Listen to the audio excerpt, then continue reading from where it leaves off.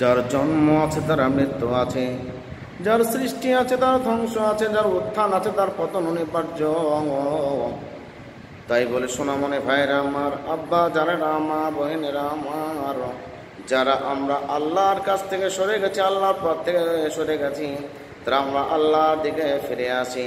কবি বলেন, জন্মিলে মমত আছে শোন বন্ধুগণ, জন্মিলে মমত আছে শোন বন্ধুগণ, সর্বক্ষণ চিন্তা করো সমাধি আপন, লক্ষ লক্ষ দেহ কিস্তি সমাধি সাগরে, বানায় তো অঙ্গ ভরে পড়িয়াছে গরে।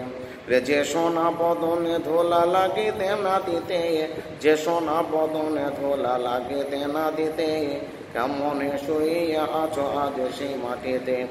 যেই মুখে পাঞ্চুন খেয়েছিল সর্বক্ষণ, সেই মুখের কত পরিপাটি, এ মরিয়া পচিয়া গেছে কয়েক দিনের বিচে, সেই মুখে ভরা গেছে মাটি।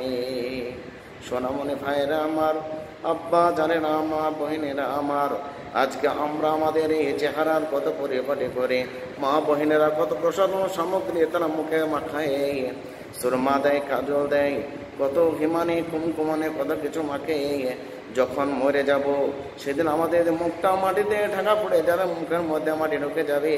তাই বলে আসুন, এই দুনিয়া থেকে যাওয়ার আগে আমরা আল্লাহর দিকে ফিরে আসি, আল্লাহকে ডেকে প্রকৃত ইমানদার হয়ে দুনিয়ার পক্ষে বিদায় নিতে পারি।